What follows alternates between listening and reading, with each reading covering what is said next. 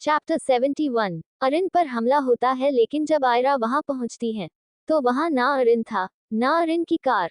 अब आगे। दूसरी ओर वाणी हॉस्पिटल में राउंड लगा रही थी।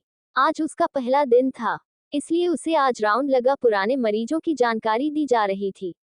वो पर्सनली हर मरीज से मिलकर उनकी प्रॉब्लम पूछ रही थी। ऐसा करते करते उसे शाम हो चुकी थी।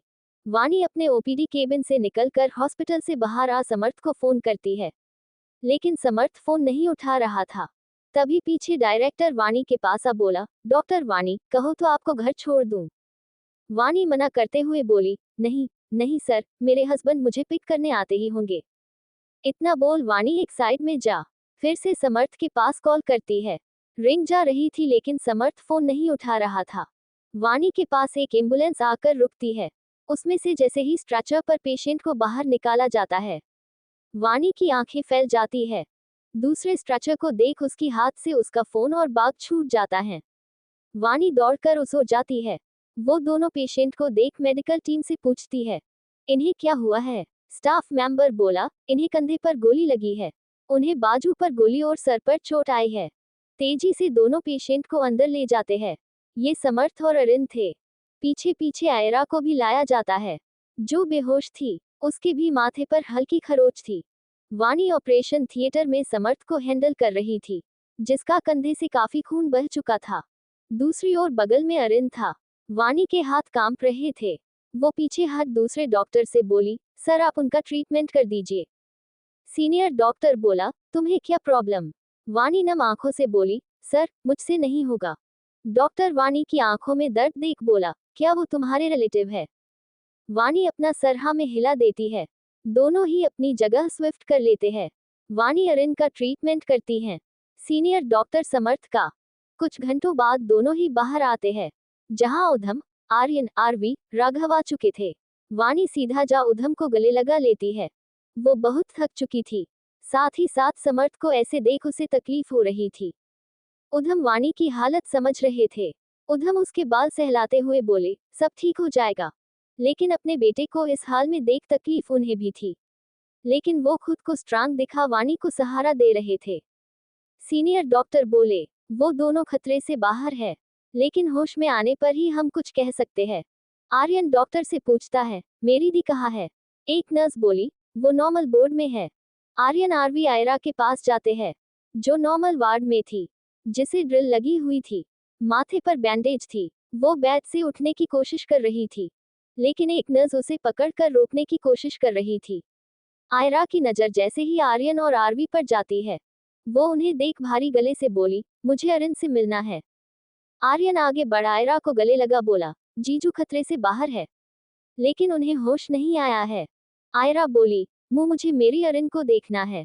आर्यन आयरा को बेड पर लिटाते हुए बोला, जैसे ही जीजू आईसीयू रूम में शिफ्ट होंगे, हम तब मिल लेंगे। आयरा अभी मिलने की जिद करती है। आर्यन उसे समझा बुझाने की कोशिश करता है, लेकिन आयरा नहीं मानती। कुछ देर बाद वो ऑपरेशन थिएटर के बाहर से ही अरिन को देख रही थी। उसकी आंखों में आंसू भरे थे। विराज, विवान, नेहा तीनों ही खबर सुन हॉस्पिटल आते हैं। नेहा आयरा के पास जा बोली, दी ये सब। विराज और विवान दोनों ही आर्यन से पूछते हैं, अरिन कैसा है। आर्यन सिचुएशन समझा देता है। विवान के मन में उथल पुथल चल रही थी कि क्या ये सब नाना जी ने किया है। नेहा आरवी दोनों मिलकर आयरा को उसके वार्ड में लेकर जाती है। अरिन, समर्थ दोनों को ही इमरजेंसी वार्ड में शिफ्ट कर देते हैं। वाणी बाहर से खड़ी समर्थ को मशीनों से घिरा देख उसकी आंख से आंसू लुढ़क जाता है। वाणी को अपने कंधे पर हाथ महसूस होता है। वाणी अपने आंसू साफ कर पलटती है। वहां आरवी खड़ी थी। आरवी वाणी से बोली, वाणी सब ठाक हो जाएगा, बाव जी को भी तुम्हें ही संभालना है। उधम की ओर इशारा करते हुए बोली, जो अपनी हथेली में चेहरा छिपा कर बैठे थे। वाणी आरवी से उस रात के लिए माफी मांगते हुए बोली, मुझे माफ कर देना आरवी, मैंने पास्ट में तुम्हारे साथ जो भी गलत किया उसके लिए। आरवी बड़े प्यार से बोली, वो सब मैं कब का भूल गई, अब तुम भी भूल कर समर्थ भैया के साथ एक अच्छी शुरुआत करना। वाणी इस पर कुछ नहीं बोली। वो तो जानती थी कि समर्थ शायद ये रिश्ता नहीं निभाने वाला। वाणी उधम के पास जा उसके कंधे पर हाथ रख बोली, बाऊजी, आप घर चले जाए, यहाँ मैं रुक जाऊंगी। उधम बोले, बेटा मैं रुक जाऊंगा, तुम जाकर आराम करो। तुम सुबह से हॉस्पिटल आए हुई हो, थक गई होगी। वाणी पंजों के बल बैठ बोली, बाऊजी आप मेरी फिक्र मत करिए, मैं सब मैनेज कर लूंगी, आप घर जाकर आराम करिए, जैसे ही समर्थ को होश आएगा मैं आपको बुला लूंगी। वाणी जिद करके उधम को घर भेज देती है। वो ड्राइवर से बोली, काका बाऊजी को कुछ खिला भी देना। ड्राइवर उधम को सहारा दे वहां से ले जाता है। आर्यन भी बाकी सभी को घर भेज आयरा अरुण के पास हॉस्पिटल में रुक जाता है। आर्यन हॉस्पिटल स्टाफ से रिक्वेस्ट कर अरुण के बेड के बगल में ही आयरा के लिए भी बेड लगवा देता है। उधर वाणी समर्थ का हाथ पकड़ बैठी थी। वाणी खुद से बोली, मुझे आपसे डाइवोर्स नहीं चाहिए, मुझे एक मौका चाहिए मेरी गलतियां ठीक करने का। वाणी समर्थ का हाथ पकड़े पकड़े ही वही सो जाती है। अगली सुबह समर्थ को होश आता है। वो धीरे धीरे अपनी आंखें खोलता है। उसकी नजर वाणी पर जाती है, जो वही उसके बगल में बैठे बैठे सो रही थी, अपना सर समर्थ के बेड पर रख उसका हाथ पकड़े हुए। समर्थ अपना दूसरा हाथ वाणी की ओर बढ़ाता है। तभी दरवाजा खोल सीनियर डॉक्टर समर्थ का चेकअप करने अंदर आते हैं। दरवाजे की खुलने की आवाज से वाणी जाग जाती है। सीनियर डॉक्टर को देख खड़ी हो जाती है। उन्हें ग्रीट कर अटैच्ड वॉशरूम में अपना मुंह धोने चली जाती है। डॉक्टर समर्थ का चेकअप कर बोले, अब कैसा महसूस हो रहा है आपको? बदले में अपना सर हिला देता है। वो डॉक्टर बोला, वैसे एक बात पूछूं, क्या डॉक्टर वाणी आपकी वाइफ है? कल सर्जरी के दौरान उनके हाथ कांप रहे थे, उन्होंने मुझे आपके साथ आए पेशेंट के साथ चेंज कर लिया। कल रात से बिना कुछ खाए पिए स्पेशल परमिशन लेकर आपके पास बैठी है। समर्थ कुछ नहीं बोला, बस अपने ख्यालों में खो जाता है। वाणी ने कुछ महीने पहले भी तो मेरी सर्जरी की थी, तो अब क्या हुआ? समर्थ अपने ही ख्यालों में खोया था। उधर वाणी को लगा कि समर्थ डॉक्टर के सवाल का जवाब नहीं देना चाहता। समर्थ कुछ कहता उससे पहले ही वाणी वॉशरूम से बाहर आ जाती है। वाणी बिना कुछ बोले बस एक नजर समर्थ को देख अरुण के वार्ड की ओर चली जाती है। समर्थ वाणी के जाने के बाद बोला, she is my wife. Senior doctor बोले, फिर तो तुम और भी जल्दी ठीक हो जाओगे। डॉक्टर वाणी जो आपकी वाइफ है। उधर वाणी अरुण के वार्ड में जा आयरा अरुण दोनों का चेकअप करती है। वाणी बोली, बीपी पल्स सब नॉर्मल है, हम इनके होश में आने पर ही कुछ कह सकते हैं, लेकिन मुझे डर है कि सर की चोट गहरी होने के कारण कहीं मेमोरी लॉस या ये कोमा में ना चले जाएं। ये सुन आयरा की तो सांस ही अटक जाती है। वो अरुण का हाथ थाम कर रोने लग जाती है। वाणी आयरा के कंधे पर हाथ रख बोली, आप खुद को संभालिए, आप 4 वीक्स प्रेग्नेंट हैं। इतना बोल वाणी वहां से चली जाती है। लेकिन आयरा ना खुशी जाहिर कर पा रही थी ना ही दुख दर्द। आर्यन आयरा को कंधे से पकड़ हौसला रखने को कहता है। चैप्टर 72। आयरा को पता चलता है कि वह प्रेग्नेंट है, लेकिन वो अपनी खुशी जाहिर नहीं कर पा रही थी। अब आगे अरुण कोमा में ही था। आयरा उसका हाथ पकड़े बैठी थी। आर्यन आयरा को समझाते हुए बोला, दिया आप कब से ऐसे बैठी है, आप थोड़ी देर रेस्ट करिए। इतना बोल कंधे से पकड़ आयरा को उठा बगल वाले बेड पर लेटा, ब्लैंकेट से कवर कर बोला, दी अब आप अकेले नहीं है, आपके साथ एक नन्ही सी जान भी है। इतना बोल आयरा के बाल सहलाने लगता है। कुछ देर बाद अरुण को अभी होश नहीं आया था। आरवी आयरा के लिए सूप बनाकर लाई थी, जिसे वो अपने हाथों से उसे खिला रही थी। आयरा का मन नहीं था, लेकिन अपने गर्भ में पल रही उस नन्ही सी जान के लिए खा रही थी। अपनी और अरुण की प्यार की निशानी का ख्याल रख रही थी। उधर समर्थ के रूम में वाणी सुबह से ही समर्थ को इग्नोर कर रही थी। उधम समर्थ को फ्रूट्स कट कर देते हुए बोले, मुझे 2 घंटे हो गए यहाँ आए हुए। वाणी बेटा एक बार भी मुझसे मिलने या तेरा चेकअप करने नहीं आई।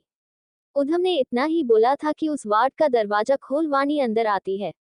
वो आगे बढ़ उधम के पैर छूकर आशीर्वाद देते हैं। वाणी समर्थ के पास जा उसका बीपी प्लस सब चेक कर। उधम से बोली, बाऊजी आप घर चले जाए, यहाँ मेडिकल स्टाफ है इनका ख्याल रखने के लिए।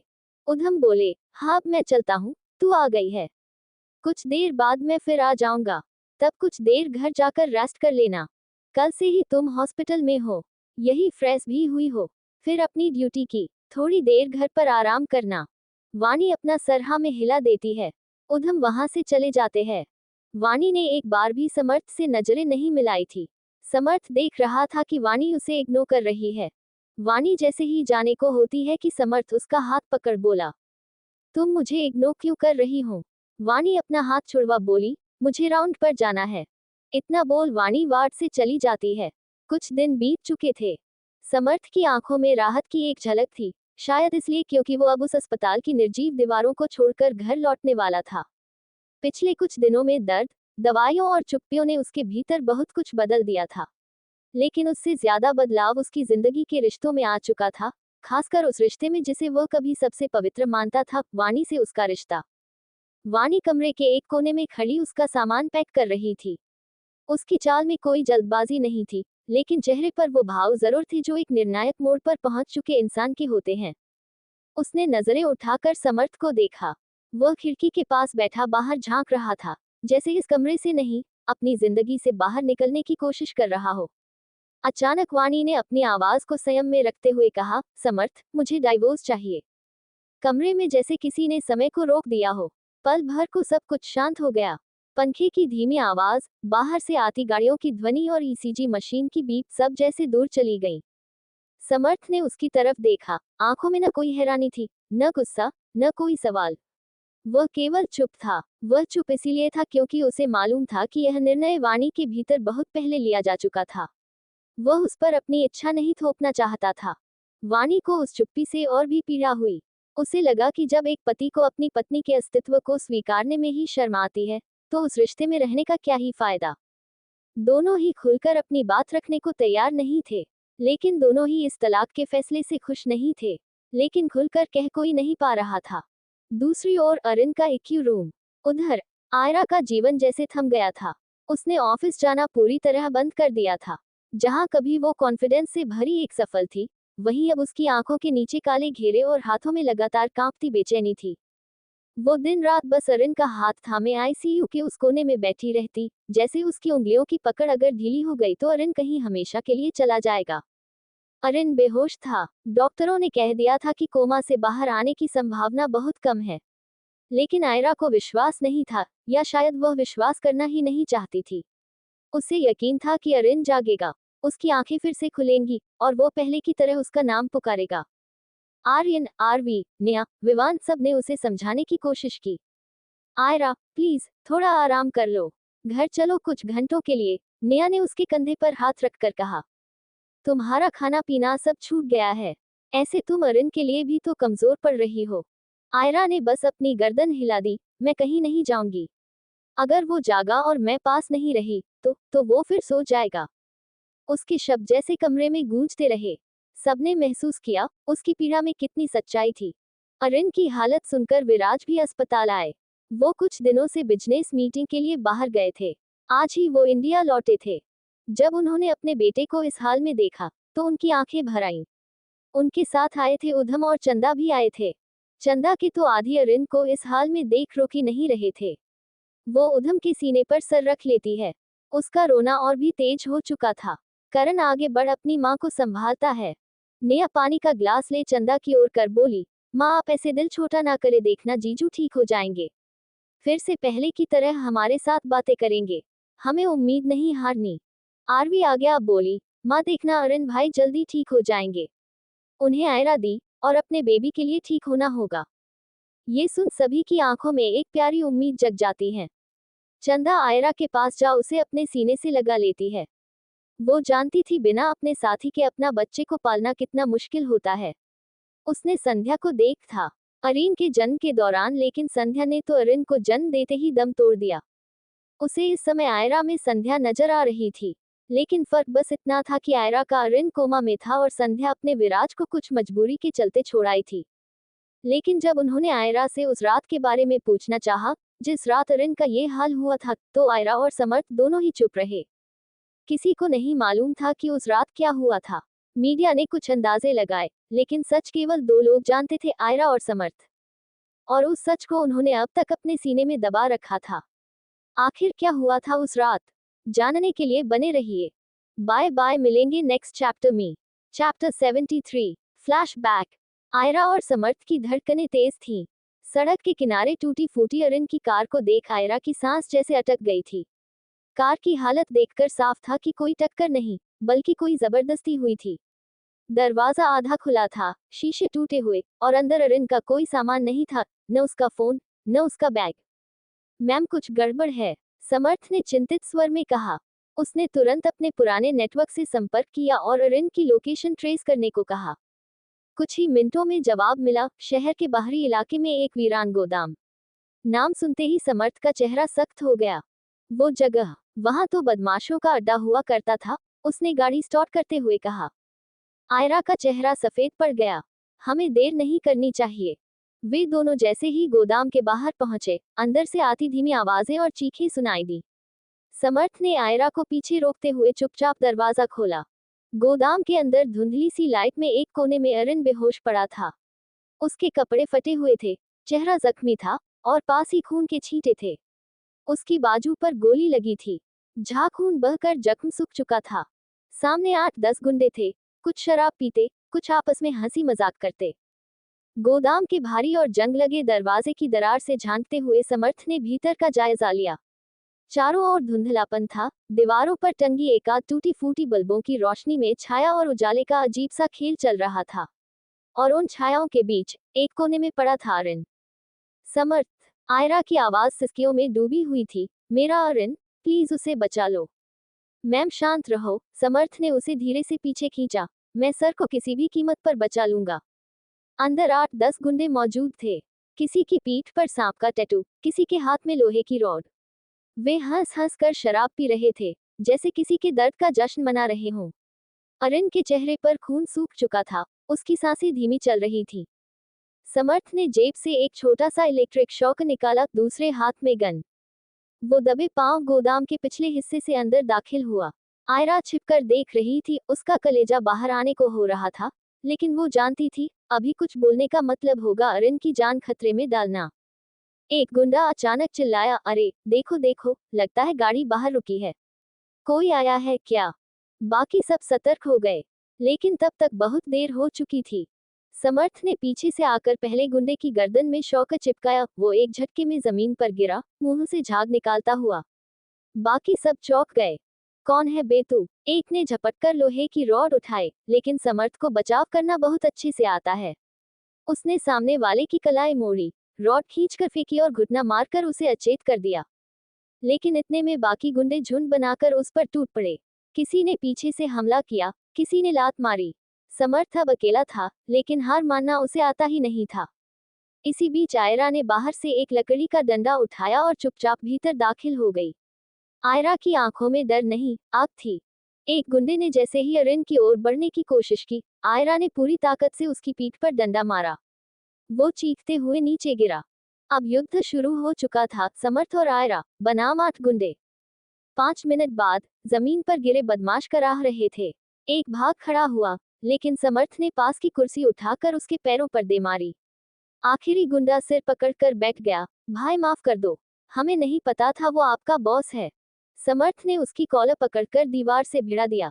किसके कहने पर अरिन को उठाया था?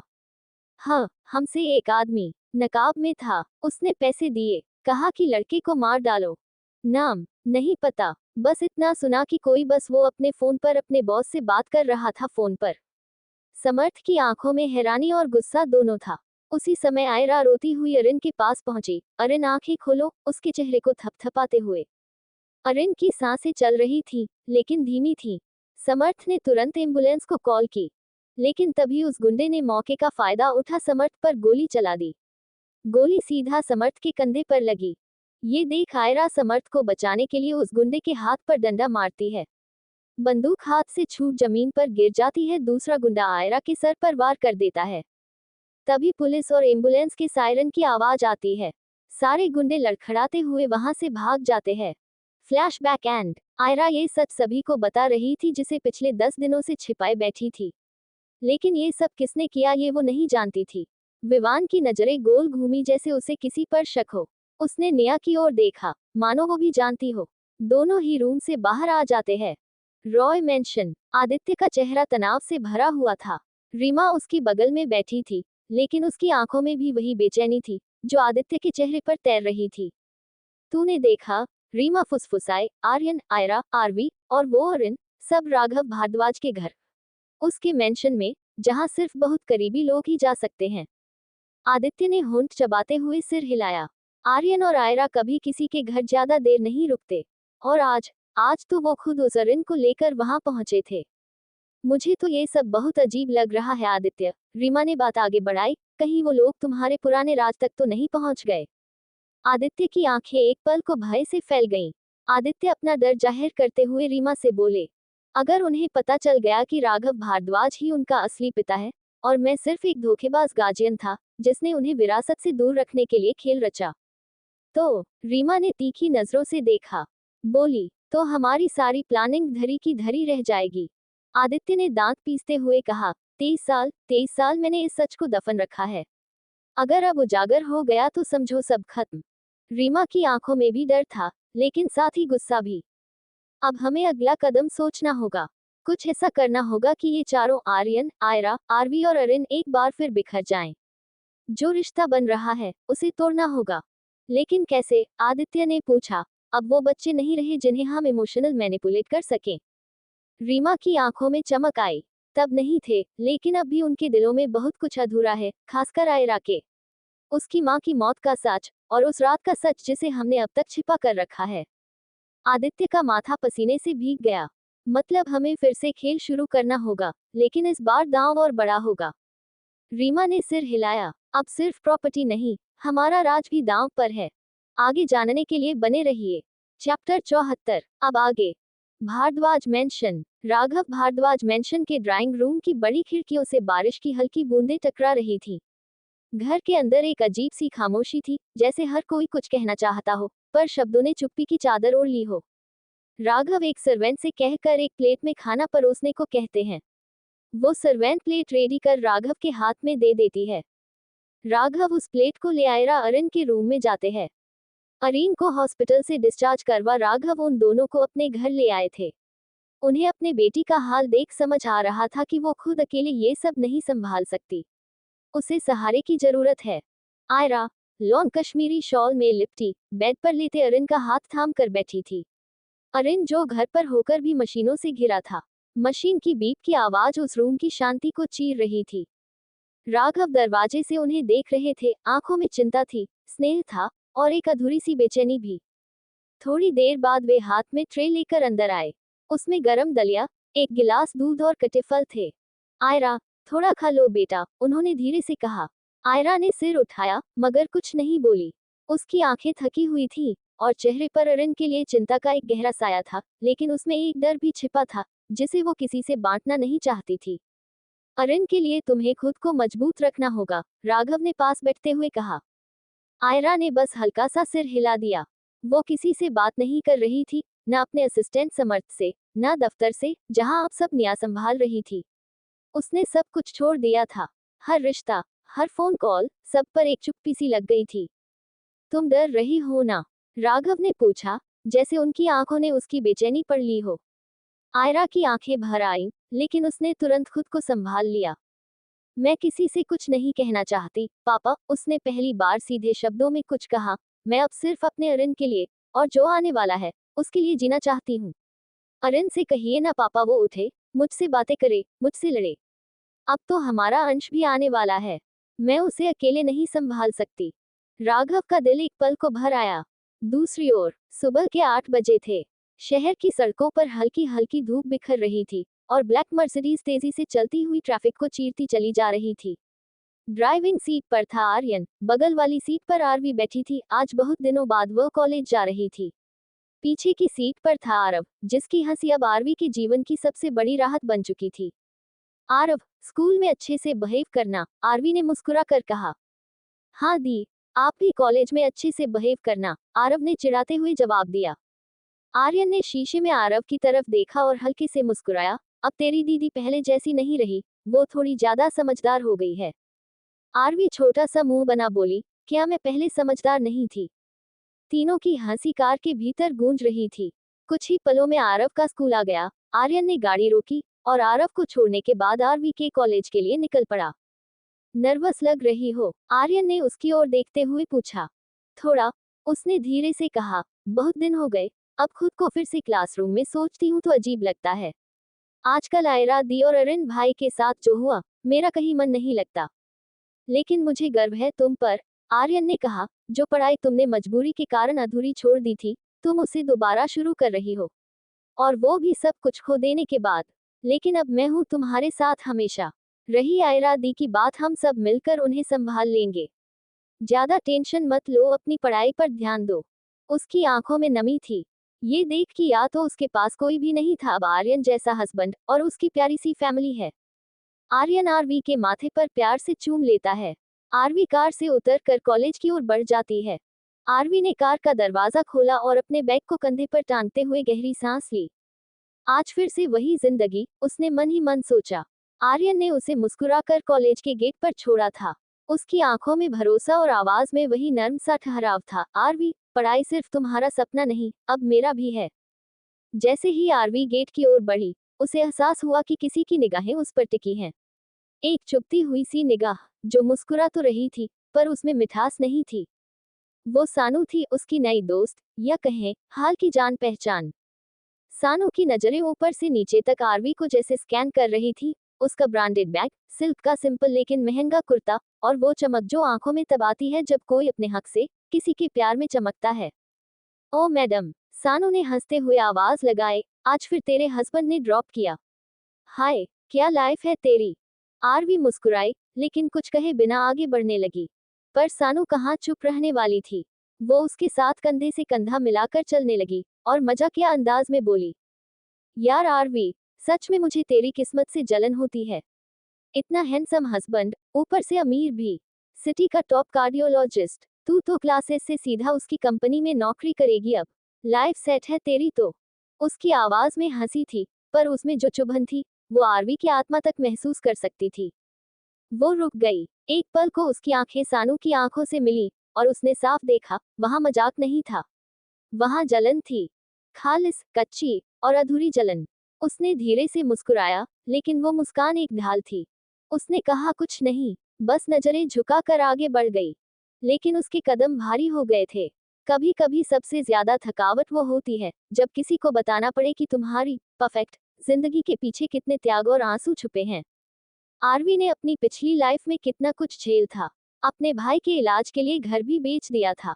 आरवी ने सानू को कुछ नहीं बताया, क्योंकि उसे समझ आ गया था, कुछ लोगों को आपके सच से कोई मतलब नहीं होता, उन्हें सिर्फ आपकी चमक दिखती है। वो धूप नहीं देखना चाहते जिससे होकर आप यहाँ तक पहुंचे।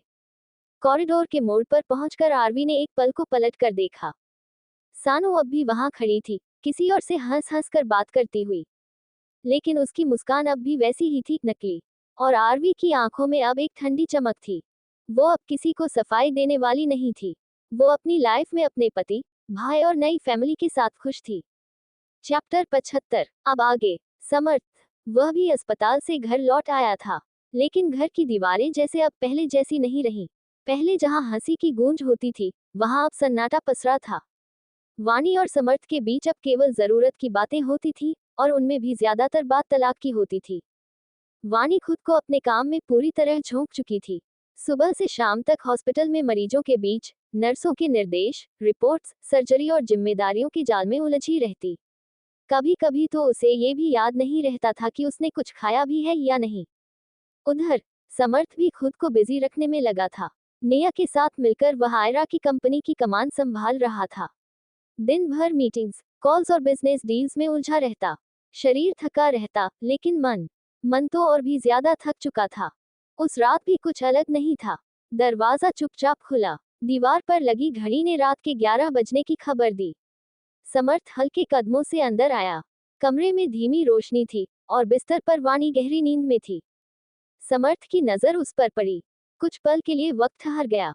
वाणी की मासूम नींद, उसके चेहरे पर फैली थकान, और फिर भी एक अजीब सी शांति। समर्थ बस उसे देखता रह गया। नजरें प्यार से देख रही थी, पर दिल अब भी जकड़ा हुआ था। समर्थ चुपचाप मुड़ा और सोफे की ओर बढ़ गया। गोद में लैपटॉप रखा और काम में डूबने की कोशिश की। उंगलियां कीबोर्ड पर चलती रहीं, पर दिमाग अब भी कहीं और था। थोड़ी देर बाद थकावट ने अपना असर दिखाया। वह पीठ सोफे से टिकाकर थोड़ा आराम लेने को झुका, और कब आंख लगी उसे पता ही नहीं चला।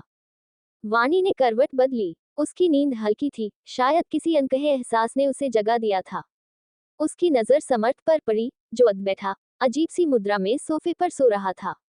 सिर हल्का एक ओर झुका हुआ था, पैर मुड़े हुए, और गोद में अब भी आधा खुला लैपटॉप पड़ा था।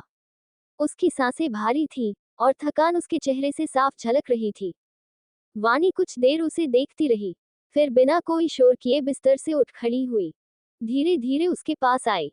सबसे पहले उसने गोद से लैपटॉप हटाकर साइड टेबल पर रखा। फिर पास पड़े तकिए को उठाकर समर्थ के सिर के नीचे लगाया। अगली नजर उसके पैरों पर पड़ी, जो अब भी जूते पहने थे। वाणी झुकी, एक एक करके उसके शूज उतारे। फिर सामने की अलमारी से एक हल्का सा कंबल निकाला और प्यार से उसके ऊपर उड़ा दिया। साथ ही टेबल के नीचे पड़ा एक और छोटा तकिया निकाला और समर्थ के पैर सीधा करके उस पर रख दिए, ताकि वो थोड़ा आराम से सो सके। इतना सब करने के बाद वह कुछ देर वहीं खड़ी रही। एक नजर उसके चेहरे पर डाली, जैसे पूछना चाह रही हो, इतने अकेले क्यों हो गए हम? क्या एक बार ये नहीं बोल सकते मुझे डाइवोर्स मत दो? फिर चुपचाप पलटी, बिस्तर पर लौट आए और करवट लेकर उसी दिशा में लेट गई जहां से समर्थ अब भी उसकी नजरों में था। सुबह की हल्की रोशनी खिड़की के पर्दों से छनकर कमरे में दस्तक दे रही थी। पंछियों की धीमी चहचहाहट और पास के मंदिर की घंटियों की आवाजें वातावरण में एक नर्म सी जागृति घोल रही थी। वाणी की आंखें खुली। हर सुबह की तरह आज भी उसने घड़ी की ओर देखा। सुबह के 7 बज रहे थे। उसकी ड्यूटी का समय करीब था, लेकिन आज का सवेरा कुछ अलग था। उसका ध्यान सीधे उस ओर गया जहां पिछली रात उसने समर्थ को कंबल उड़ा कर सुलाया था। वह अब भी वैसे ही सो रहा था। चेहरे पर वही थकान, पर आज की नींद कुछ सुकून लेकर आई थी। उसके होठों के कोनों पर एक हल्की मुस्कान ठहरी थी, जैसे बहुत दिनों बाद किसी ने उसे बिना कहे समझा हो। वाणी कुछ देर उसे देखती रही, फिर धीरे से उठी, नजरों को जमीन पर टिकाए पास आई। समर्थ का सिर अब तकिए पर आराम से था, लेकिन कंबल थोड़ा सरक गया था।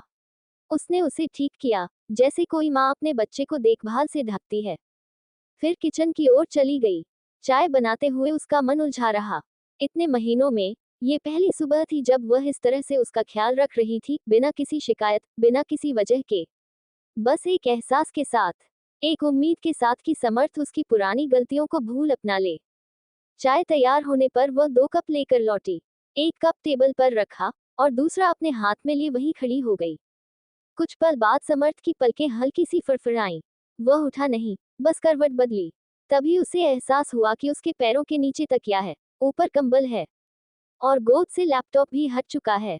धीरे से आंखें खोली। उसकी नजर सबसे पहले सामने वाणी पर पड़ी, जो चाय का प्याला हाथ में लिए उसे ही देख रही थी। कुछ पल तक दोनों की नजरें मिली। ना उसने कुछ कहा, ना वाणी ने, पर उन नजरों में कुछ था, कोई उलझन नहीं, कोई नाराजगी नहीं, बस एक शांति, एक मौन संवाद। समर्थ ने हल्की आवाज में कहा, तुमने कंबल ओढ़ाया था? वाणी ने बस सिर हिलाकर हाँ कहा और धीरे से टेबल की ओर इशारा किया। तुम्हारी चाय। समर्थ ने बैठने की कोशिश की, पर शायद शरीर अब भी थका हुआ था। वाणी ने झुककर उसके लिए कप बढ़ा दिया। उसके हाथों से कप लेते हुए समर्थ की उंगलियां वाणी की उंगलियों को हल्के से छू गईं। एक अनकहा एहसास फिर से दोनों के बीच बह निकला। वाणी कुछ कहने ही वाली थी कि उसने खुद को रोक लिया। समर्थ ने चाय की एक चुस्की ली, फिर धीमे स्वर में कहा, बहुत दिन बाद किसी ने मेरा यूं ख्याल रखा। शुक्रिया। वाणी अपने मन में बोली, रोक लो, पूरी उम्र रख लूंगी। तुम्हारे लिए मैंने खुद को बदल दिया। चाय का कप अब लगभग खाली हो चुका था, लेकिन कमरे में पसरी खामोशी अब भी गाढ़ी थी। बाहर की रोशनी थोड़ी और तेज हो चुकी थी, लेकिन भीतर 2 दिल अब भी धुंध में डूबे थे। वाणी ने अपने हाथ का कप टेबल पर रखा और कुछ क्षण चुप रहकर फिर अचानक बोली। उसकी आवाज संयमित थी, लेकिन भीतर कहीं कोई दर्द उबाल पर था। तुमने डाइवोर्स पेपर्स पर साइन नहीं किए? समर्थ ने उसकी ओर देखा, कुछ पल चुप रहा, लेकिन वाणी अब रुकने के मूड में नहीं थी। आखिर चाहते क्या हो आप, समर्थ? उसकी आवाज थोड़ी तीखी हो गई। जब आप ये एक्सेप्ट नहीं कर सकते कि मैं आपकी वाइफ हूं, तो आजाद क्यों नहीं कर देते मुझे? ये सवाल नहीं था, एक सीधा वार था। वाणी का चेहरा शांत था, लेकिन उसकी आंखों में एक चुप गुबार था। ऐसा लगा जैसे वो ये लाइनें कई रातों से खुद को समझाने के लिए दोहराती आए हो, और आज कह ही दी। समर्थ कुछ बोलना चाहता था, बहुत कुछ। उसके अंदर मानो कोई तूफान फटने को था, लेकिन जब होंठ खुले, शब्द कहीं फंस गए। आवाज जैसे गले में ही घुट गई। उसकी नजरें वाणी से हटकर फर्श पर टिक गईं। फिर वह चुपचाप उठा, धीमे कदमों से अलमारी की ओर गया, एक गुप्त सा कोना खोला और वहां से कुछ पेपर्स निकाले, वही दस्तावेज जिन पर वो कई दिन पहले साइन कर चुका था, पर हिम्मत नहीं जुटा पाया था उन्हें वाणी को देने की। आज उसे वो करना ही पड़ा। उसे लगा शायद वाणी की खुशी इसी में है। वह उन कागजों को थामे उसके पास आया। हाथ कांप रहे थे, आंखों में थकावट नहीं, अपराध बोध था। शब्द फिर भी नहीं निकले, बस चुपचाप उन कागजों को वाणी की ओर बढ़ा दिया। वाणी ने उन्हें देखा, उसकी पलकें कुछ पल के लिए झपकी नहीं, जैसे इस एक लम्हे में उसकी पूरी शादी, उसके सारे संघर्ष और उम्मीदें सामने खड़ी थीं, और उनमें से एक एक कर सब ढहते जा रहे थे। उसने धीरे से वो कागज थाम लिए। एक सेकंड को उसकी आंखों में नमी तैर गई, लेकिन उसने खुद को संभाला। चेहरे पर कोई शिकन नहीं आने दी, कोई सवाल नहीं किया, कोई प्रतिक्रिया नहीं दी। बस उन डॉक्यूमेंट्स को अपने बैग में रखा, जैसे कोई टूटी हुई चीज को बिना देखे समेट लेता है। फिर बिना कुछ कहे, बिना पीछे देखे, वो वॉशरूम की ओर बढ़ गई। दरवाजा उसके पीछे बंद हुआ, और समर्थ वहीं खड़ा रहा। कागज तो उसने दे दिए थे, लेकिन शायद आज उसने अपना आखिरी सहारा भी खो दिया था। कमरे में अब सिर्फ दस्तावेजों की खामोशी नहीं थी, उसमें दो रिश्तों की चुप मौत गूंज रही थी। वॉशरूम का दरवाजा जैसे ही बंद हुआ, वाणी दीवार का सहारा लेकर वहीं टिक गई। अब तक जिसे उसने रोका था, वो सब भीतर से फूट पड़ा। उसकी आंखों से बहते आंसू किसी तूफान की तरह बाहर निकलने लगे। सांसें तेज थीं, और हाथ कांप रहे थे। उसने मिरर की तरफ देखा। सामने जो चेहरा था, वो उसका अपना था, लेकिन वैसा नहीं जैसा वो दिखाना चाहती थी। वहां एक औरत थी, जो अपनी शादी बचाने की आखिरी लड़ाई हार चुकी थी। उसने नल खोला, ठंडा पानी अपने चेहरे पर छींटा, पर वो आंसू कहाँ रुकते हैं, जो दिल से निकलते हैं। उसने शीशे में खुद से पूछा, गलती किसकी थी, मेरी, उसकी, या हमारी? पर कोई जवाब नहीं था। शीशा भी अब धुंधला हो चुका था। उसने होंठ भींच लिए और गहरी सांस ली। फिर खुद को एक बार फिर संभाला। बाल ठीक किए, चेहरा धोया, रेडी होकर आंखों में आंसुओं की लकीरों को टिश्यू से मिटाया, और अपने चेहरे पर वही सख्त मुखौटा चढ़ा लिया, जो उसे हर दिन पहनना आता था। दरवाजा खोला, बाहर निकली। कमरे में समर्थ अब भी वहीं बैठा था, आंखें झुकी हुई। नजरें उससे मिलने की हिम्मत नहीं कर पा रही थी। वाणी बिना कुछ कहे बैग उठाकर बाहर निकल गई। उसके कदम सधे हुए थे, चाल में आत्मविश्वास था, लेकिन दिल अब भी बहुत पीछे, उस शीशे के सामने कहीं बिखरा पड़ा था। नीचे खाने की टेबल पर उधम जी पहले से मौजूद थे, हमेशा की तरह साफ सफेद कुर्ता पायजामा पहने, माथे पर हल्की सी शिकन और आंखों में वही पुराना स्नेह। जैसे ही वाणी उनके पास पहुंची, उसने आदरपूर्वक उनके चरणों में झुककर प्रणाम किया। उधम ने झट से उसका सिर अपने हाथों में लिया और सिर पर प्यार से हाथ फेरते हुए बोले, सदा खुश रहो बेटी। ये बेटी शब्द वाणी के लिए हमेशा एक ढाल रहा था। तभी समर्थ भी तैयार होकर बाहर आया, सफेद शर्ट में शांत चेहरा और कंधों पर ऑफिस का बैग, एक हाथ में ओवरकोट। उसने भी आदर से अपने पिता के पैर छुए। उधम ने उसे भी आशीर्वाद दिया। तीनों टेबल पर बैठ गए। नाश्ता गर्मा गर्म था, लेकिन शब्दों की गर्मी गायब थी। हर चम्मच के बीच एक खामोशी बैठी थी। सर्वेंट खाना पुरुष रही थी। कुछ पल बाद उधम बोले, ये छोटा सा फ्लैट मुझे जचता नहीं। मानेसर वाला घर याद आता है। बड़ा सा लॉन, सामने तुलसी का पौधा, वो सुकून, मुझे यहाँ भी वैसा ही घर चाहिए। समर्थ ने गर्दन झुकाए, जी बाऊजी, जैसे आप कहें। उधम उन्हें गौर से देख रहे थे। दोनों की दूरी अब कोई राज नहीं थी। वो चाहे तो इस रिश्ते की दरारों में कूदकर दोनों को समझा सकते थे, लेकिन उन्होंने खुद को पिता माना था, सास या ससुर नहीं। वो चाह रहे थे कि ये दो आत्माएं खुद से ही रास्ता निकालें। मगर फिर एक हल्का सा वाक्य फेंक दिया, जैसे एक कंकड़ शांत झील में फेंका जाता है, ये देखने के लिए कि लहरें उठती हैं या नहीं। तुम दोनों की शादी कैसे हुई, क्यों हुई, ये तो मुझे नहीं पता, लेकिन अब तो कई महीने हो गए हैं। उन्होंने वाणी और समर्थ की आंखों में बारी बारी से देखा। सुबह होते ही तुम दोनों अपने अपने काम में लग जाते हो। मैं इस फ्लैट में अकेला बैठा बोर होता हूँ। मेरी उम्र भी हो चली है बेटा। वाणी का कौर हाथ में ही रुक गया, कम से कम मरने से पहले। उधम की आवाज कुछ पल को रुक गई।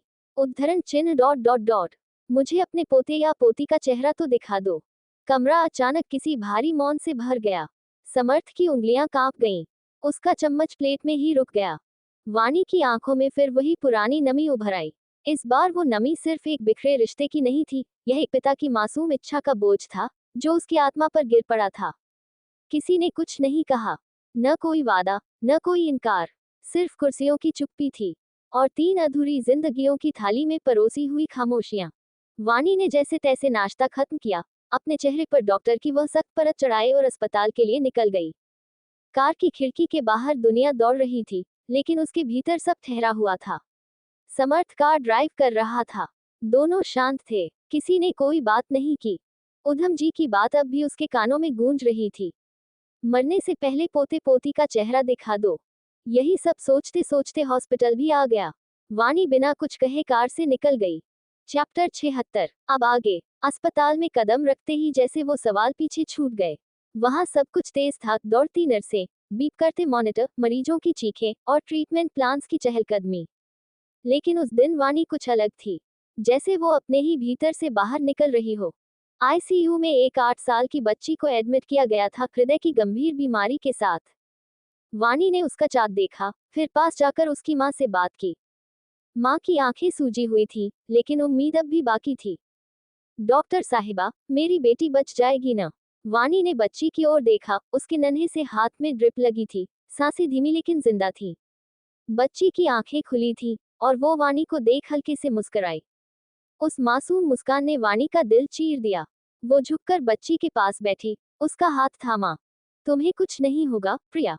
तुम्हारा दिल मजबूत है, और मैं तुम्हारा ख्याल रखूंगी। बच्ची ने धीमे से पूछा, आप मम्मी हो मेरी? वाणी ने हंसते हुए सिर हिलाया। नहीं, लेकिन आज के लिए हाँ। बच्ची की आंखें बंद हो गईं, वो चैन से सो गई। उस पल में वाणी को खुद में कोई दरार भरती हुई सी लगी। शायद माँ बनने के लिए सिर्फ जन्म देना जरूरी नहीं होता। शायद किसी के लिए डर के वक्त ढाल बन जाना भी एक माँ की तरह ही होता है। दूसरी ओर समर्थ आयरा के ऑफिस में बैठा था। नेहा सामने प्रेजेंटेशन दे रही थी, लेकिन उसका ध्यान कहीं और था। उधम की वो बात, मुझे पोते या पोती का चेहरा दिखा दो, अब भी उसके दिमाग में गूंज रही थी। वो लैपटॉप बंद कर सोच में डूब गया। क्या वो वाणी को हमेशा के लिए खो देगा, या अब भी कुछ बचा है, या वो उसके रोकने पर रुक जाएगी? कंपनी की मीटिंग खत्म हो चुकी थी, लोग अपनी अपनी फाइलें समेट कर निकल चुके थे। लेकिन समर्थ अब भी वहीं बैठा था, उसकी आंखें सामने की स्क्रीन पर टिकी थी, लेकिन दिमाग कहीं और भटक रहा था। नेहा ने उसकी ओर देखा, कुछ देर उसे वैसे ही देखती रही। फिर अपने हाथ में पकड़ी फाइल टेबल पर रखी और चुपचाप उसकी बगल वाली चेयर पर आ बैठी। तुम्हारा ध्यान नहीं था मीटिंग में, उसने नरमी से कहा। समर्थ ने एक फीकी मुस्कान दी। बस, थोड़ा परेशान हूँ। बिल्कुल दिख रहा है, नेहा ने आंखों में समझदारी लिए कहा। आज दी से मिलने चलो, उन्हें समझाओ, शायद तुम्हारी बात मान लें। ऑफिस आना शुरू करें, खुद को बिजी रखेंगी तो शायद थोड़ा बेहतर महसूस करें। समर्थ ने कुछ नहीं कहा, बस हल्के से सिर हिला दिया। शाम को भारद्वाज मेंशन, कभी चहकते इस घर में अब उदासी की परछाइयां थीं। दीवारें खामोश थीं, और आंगन में चिड़ियों की जगह सन्नाटा गूंज रहा था। नेहा आगे बढ़कर दी आयरा से लिपट गई। आयरा की आंखें सुर्ख थीं। वो नहाई हुई तो थी, लेकिन उसकी शक्ल से लगा जैसे वो कई दिनों से मुस्कुराई न हो। दी, नेहा ने बहुत स्नेह से कहा, जिंदगी रुकी नहीं है। जब अरिंद जीजू होश में आएंगे और आपको ऐसे देखेंगे, तो उन्हें तकलीफ होगी। आयरा की आंखों से आंसू बह निकले, लेकिन वो चुप रही। तभी समर्थ ने आगे बढ़ते हुए कहा, मैम, नेहा मैम सही कह रही हैं। आप ऑफिस आना शुरू कीजिए। जो दर्द आपने खुद में दबा लिया है, वो धीरे धीरे आपको खा जाएगा। खुद को व्यस्त रखिए, यही सबसे अच्छा इलाज है इस वक्त। आयरा ने समर्थ की तरफ देखा, वो चेहरा जिसने हमेशा उसे सम्मान और सहारा दिया था। आज उसमें एक और भाव था, वेदना की सच्चाई। वो कुछ कहना चाहती थी, लेकिन शब्द नहीं मिले। नेहा ने उसका हाथ थामा। इस कंपनी को आपकी जरूरत है, दी। आपको वहां देखकर शायद अरिंद जीजू भी तेजी से रिकवर करें। आप ही उनकी ताकत हैं। आयरा ने धीरे से आंखें पोंछी, और पहली बार महीनों बाद उसने सिर हिलाया। कल ऑफिस आऊंगी। नेहा और समर्थ एक दूसरे की ओर मुस्कुराकर देखे। ये छोटी सी जीत थी, लेकिन हर घाव भरने की शुरुआत एक छोटे फैसले से ही तो होती है। रात का समय, वशिष्ठ मेंशन का वातावरण शांत था। हर कोना नींद में डूबा था, लेकिन एक कमरा अब भी जाग रहा था, नेहा का। नेहा बालकनी में खड़ी थी। हल्की हवा उसके बालों से खेल रही थी। चांद अपनी पूरी उजास के साथ आसमान में था, लेकिन नेहा की आंखों में हल्की थकान की परत थी। आज का दिन भी भारी था, भावनाओं से, जिम्मेदारियों से। वो चुपचाप चांद को निहार रही थी, जैसे उससे सुकून मांग रही हो। पीछे से किसी ने उसे बाहों में भर लिया, वो विवान था। थक गई, उसके शब्द कानों में मखमली एहसास बनकर उतरे। नेहा ने सिर हिलाकर बस हाँ कहा। विवान ने उसे अपनी ओर पलटा, धीरे से उसके हाथ पर अपने होठ रख दिए। नेहा, हमें भी अब एक बेबी प्लान करना चाहिए। नेहा ने उसका चेहरा देखा। उसकी आंखों में उम्मीद थी, मासूम सी चाहत थी। पर नेहा के चेहरे पर संजीदगी उतर आई। नहीं विवान, अभी नहीं। वो धीमे स्वर में बोली। दी प्रेग्नेंट हैं, और जीजू कोमा में। उन्हें मेरी जरूरत है। मैं उनका सहारा बनना चाहती हूँ। अभी नहीं। विवान कुछ पल उसे देखता रहा। उसके लब कुछ कहने को हिले, पर वो चुप रहा। फिर वह नेहा के और करीब आया, उसके बालों में अपना चेहरा छुपा लिया। उस खुशबू में जो उसके लिए सुकून थी, घर जैसी थी।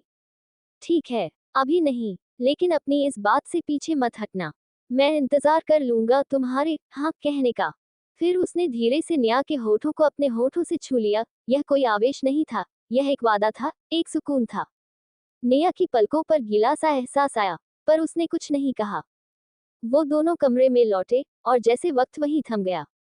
न थकान थी, न दुनिया की चिंता, बस वो दो दिल, जो एक दूसरे में खोए थे, एक दूसरे की धड़कन में ढलते हुए। योजक चिन्ह, योजक चिन्ह, योजक चिन्ह। रात के 12 बज चुके थे। आरवी सोफे पर बैठी दीवार पर टंगी घड़ी को एकटक देख रही थी। उसकी आंखों में इंतजार की थकान थी, और दिल में चिंता की परतें। घर के हर कोने में खामोशी पसरी थी, सिर्फ दीवार घड़ी की टिक टिक सुनाई दे रही थी। तभी दरवाजा खुला। आर्यन आया। उसकी नजर सबसे पहले आरवी पर पड़ी। एक पल के लिए जैसे सारी थकावट उतर गई। वो मुस्कुराया नहीं, पर उसकी आंखों में राहत थी। उसने चुपचाप अपना बैग टेबल पर रखा और बेड की ओर बढ़ा। आरवी अब भी चुपचाप बैठी थी, बस उसे देख रही थी। आर्यन बेड पर बैठा और फिर धीरे से उसे अपनी बाहों में भर लिया। कुछ पल दोनों यूं ही चुप रहे, जैसे शब्दों की जरूरत ही नहीं थी। थोड़ी देर बाद दोनों ने साथ में खाना खाया। खाना ज्यादा नहीं था, पर साथ होने का स्वाद कहीं ज्यादा था।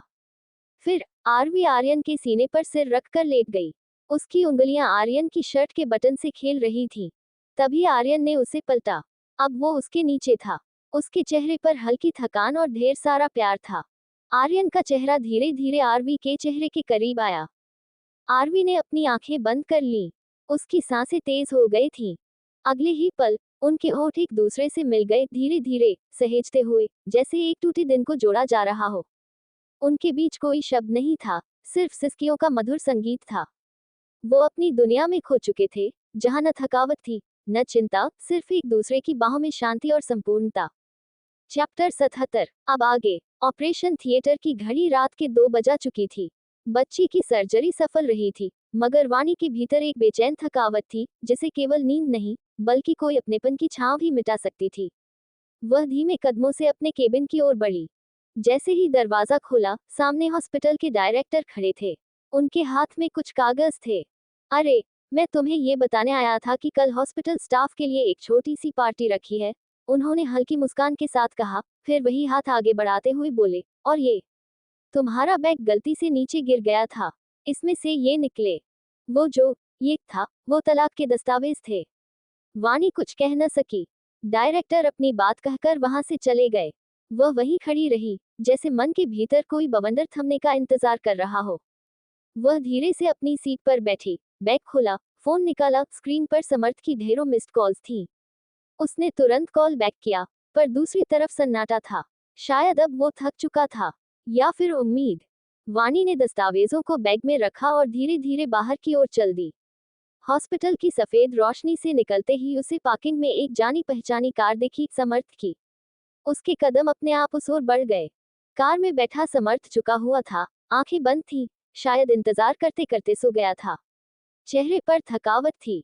वाणी पास आई, खिड़की से झांका, हल्की मुस्कान आई। डाइवोर्स चाहिए, पर 2 घंटे से उसका इंतजार कर रहा था। कार अनलॉक थी। वह दरवाजा खोलकर बगल की सीट पर चुपचाप बैठ गई। उसने समर्थ को नहीं जगाया, बस उसे देखती रही। एक लंबा इंतजार, एक लंबी दूरी, शायद आज सब कुछ उसकी आंखों में उतर आया था। उसकी आंखों का सब्र आखिरकार बह निकला। आंसू गालों पर फिसल पड़े। कुछ देर बाद समर्थ की आंखें खुली। उसने जैसे ही वाणी को देखा, एक क्षण के लिए सब कुछ ठहर गया। वह चुपचाप अपना हाथ बढ़ाकर उसके आंसू पोंछने लगा। वह फुसफुसाया, मानो खुद से पूछ रहा हो, इतनी तकलीफ है तो डाइवोर्स क्यों ले रही हो। उसके लफ्ज कांप रहे थे, जैसे वो भी इस फैसले से खुद को समझा नहीं पाया हो। वाणी ने कोई जवाब नहीं दिया, सिर्फ उसकी ओर देखा, जैसे कह रही हो, शब्द नहीं बचे, सिर्फ एहसास हैं। इतनी तकलीफ है तो डाइवोर्स क्यों दे रही हो। समर्थ के कहे ये शब्द वाणी के भीतर गूंजते रहे, बार बार, जैसे हर धड़कन में वही सवाल दर्ज हो गया हो। उसके मन में एक भीड़ थी, सवालों की, उलझनों की, और शायद उम्मीदों की भी। क्या समर्थ सच में नहीं समझ पाया कि वो क्यों टूटी थी, या समझ कर भी अनदेखा करता रहा? और अब अचानक, परंतु उस भीड़ में सबसे बड़ा सच ये था कि वाणी के पास अब सवाल पूछने की हिम्मत नहीं बची थी। वो डरती थी उसके सवाल फिर वही तन्हाई न ले आए जिससे निकलने वाली है। उसे डर था, जवाब अगर मिले भी तो वो उसे और तोड़ न दें। समर्थ कार से उतर सामने बने छोटे से वाटर टैंक तक चला गया। उसने मुंह पर पानी डाला, मानो अपने चेहरे से न सिर्फ नींद बल्कि भीतर जमा दर्द भी धो देना चाहता हो। फिर जेब से रुमाल निकालकर चेहरा पोंछा। उसकी हर हरकत में एक थकावट थी, जो वक्त से नहीं, जज्बातों से उपजी थी। वह वापस आया, कार में बैठा, और स्टीयरिंग थामते ही गाड़ी चालू कर दी। वाणी अब भी चुप थी। उसने न रोका, न कोई बात छेड़ी। कार सड़कों पर चल रही थी, लेकिन उन दोनों के बीच एक लंबी, गहरी चुप्पी बिछी थी। ऐसा मौन, जिसमें हर शब्द के बीच दबी सांसों में दफन थे। शहर की रात अब नीली से काली हो चुकी थी। सड़क पर ज्यादा ट्रैफिक नहीं था। स्ट्रीट लाइट्स की रोशनी खिड़की से आती और चेहरे पर पड़ती, फिर ओझल हो जाती, जैसे बीते लम्हे जो थोड़ी देर रोशनी बनकर आते हैं, फिर अधूरी यादों में डूब जाते हैं। गाड़ी एक मोड़ पर मुड़ी। वाणी ने धीरे से सिर खिड़की की ओर कर लिया और आंखें बंद कर ली, शायद थकान से नहीं, खुद को समेटने की कोशिश में। घर करीब था, लेकिन उस रात, उस सफर में, दोनों के भीतर कहीं एक दरवाजा धीरे धीरे खुलने लगा था, जिसमें अब भी उम्मीद की एक धीमी रोशनी बची थी। कार की खामोशी में बैठी वाणी की आंखें बंद थीं, लेकिन भीतर चल रही हलचल उसे कहीं और ले जा रही थी। उस दोपहर की ओर, जो बाहर से सामान्य थी, लेकिन अंदर से उसकी जिंदगी की परिभाषा बदल देने वाली साबित हुई थी। Chapter 78, flashback. वो औरती से बाहर आई ही थी, जब कॉरिडोर में सीनियर डॉक्टर मलिक से उसकी मुलाकात हुई। हाथ में रिपोर्ट्स थी, और चेहरे पर वही सधी हुई गंभीरता। डॉक्टर, वाणी, उन्होंने उससे रोका। अब आपके हस्बैंड कैसे हैं? वाणी एक पल के लिए ठिठक गई। चेहरा सवालों से भर गया। जी, डॉक्टर, मलिक ने उसकी ओर देखा, और फिर सहजता से पूछा। मतलब, उन्हें हाथ की मूवमेंट में कोई दिक्कत तो नहीं होती?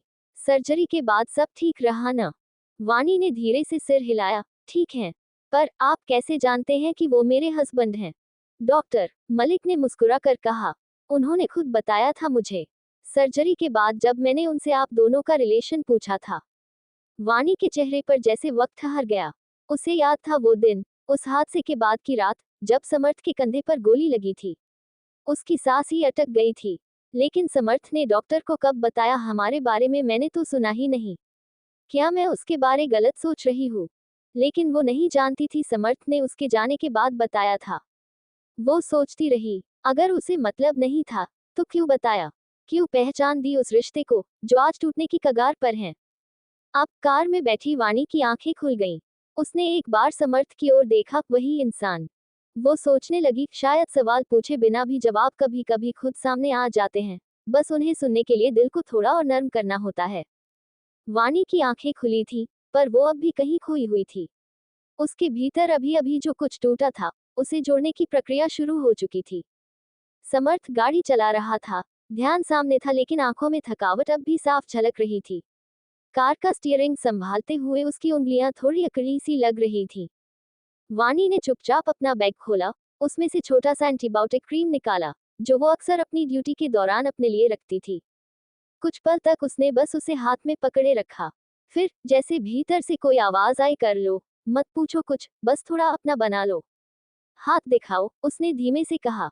समर्थ ने चौंक कर उसकी ओर देखा। शायद उसे यकीन नहीं हुआ कि वाणी ने कुछ कहा। दाहिना हाथ, वाणी ने फिर दोहराया। आवाज बहुत नर्म थी, जैसे कोई बादल धीरे से टपक रहा हो। समर्थ ने बिना कुछ पूछे हाथ बढ़ा दिया। वाणी ने उसकी हाथ पर लगे जख्म पर मरहम लगाया। वो बहुत नर्म थी, जैसे उसकी हर छून में एक माफी थी, एक स्वीकृति। समर्थ बस उसे देखता रहा। एक शब्द नहीं कहा, पर उसकी आंखों में जो कुछ था, वो वाणी ने देख लिया। उसे किसी सफाई की जरूरत नहीं थी, नहीं सवाल की। उसने मरहम लगाकर उसका हाथ धीरे से पकड़कर अपनी गोद में रख दिया।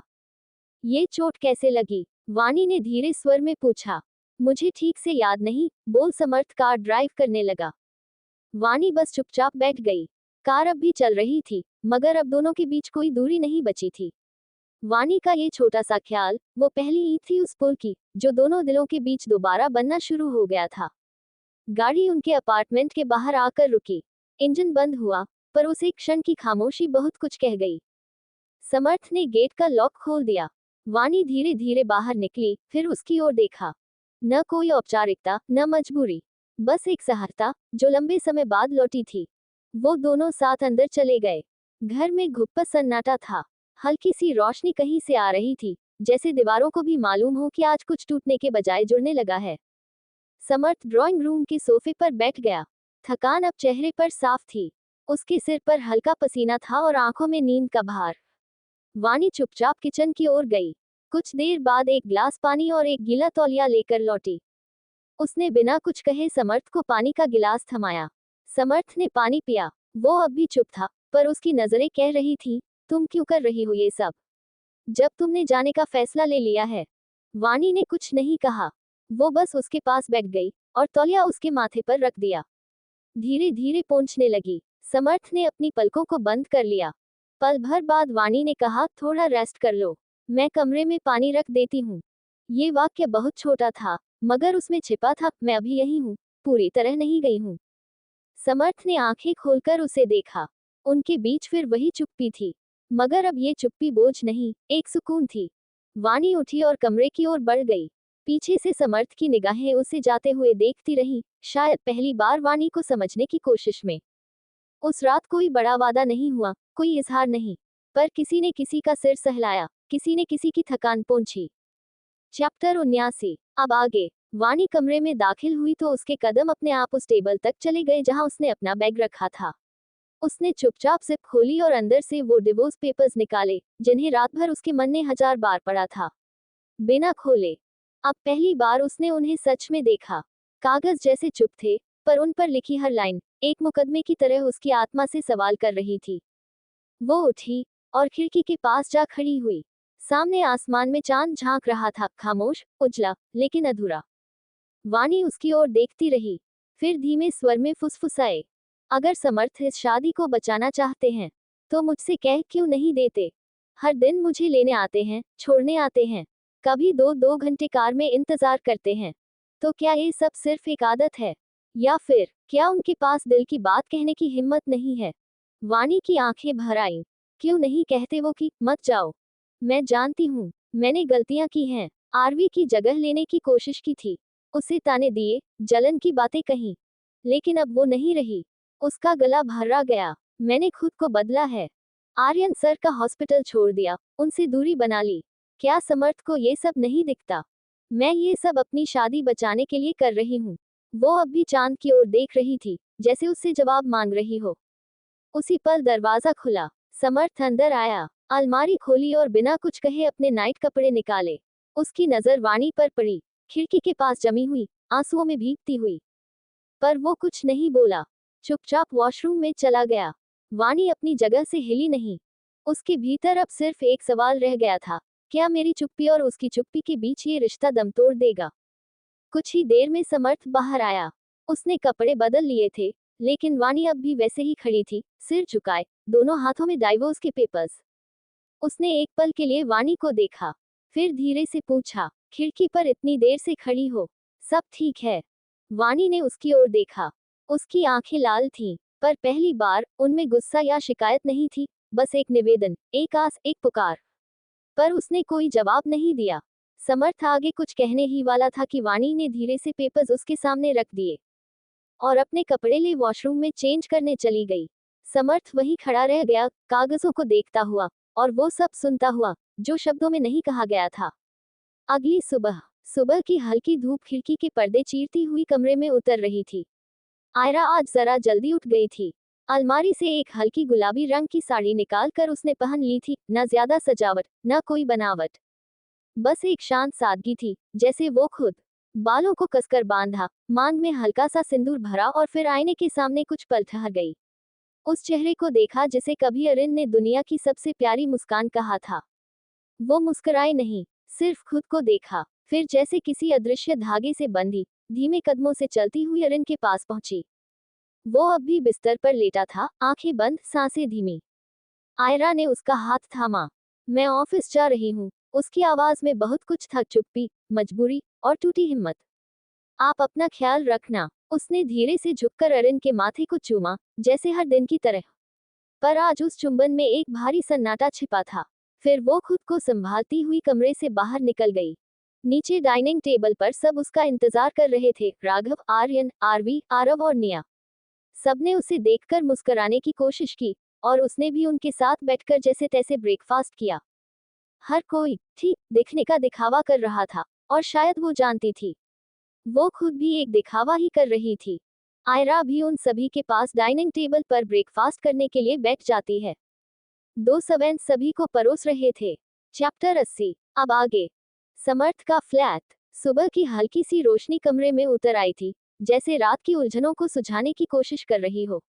वाणी की आंखें खुली तो घड़ी 8 बजा चुकी थी। नींद पूरी नहीं हुई थी, लेकिन मन पहले से कहीं हल्का था, या शायद उलझनों से ज्यादा भरा। तभी दरवाजा खुला। समर्थ अंदर आया, ऑफिस के लिए तैयार, सफेद शर्ट, नेवी ब्लू टाई, और उसी शांत चेहरे पर हमेशा की तरह एक मापा हुआ संकोच। हाथ में ट्रे थी, जिसमें वाणी के लिए चाय का प्याला रखा था। उसने चाय साइड टेबल पर रखी। बिना कुछ कहे अपना लैपटॉप बैग में रखा, ओवरकोट उठाया, और जैसे ही दरवाजे की ओर बढ़ा, एक आवाज ने उसे रोक दिया। आपने सीनियर डॉक्टर को क्यों बताया कि मैं आपकी वाइफ हूँ? वाणी की आवाज धीमी थी, लेकिन उसमें एक सवाल नहीं, एक भाव था, कहीं भीतर की चाहत का, जानने की, समझने की। समर्थ ने कदम रोके, धीरे धीरे पलटा। उसकी आंखों में वही नरमी थी जो उस इंसान में होती है जो अब छुपाना नहीं चाहता। क्यों? तुम्हें अच्छा नहीं लगा कि मैं सबको हमारे रिश्ते के बारे में बता रहा हूँ? वाणी कुछ नहीं बोली, वो बस उसे देखती रही। समर्थ ने कुछ पल उसे देखा, फिर धीरे से आगे आया।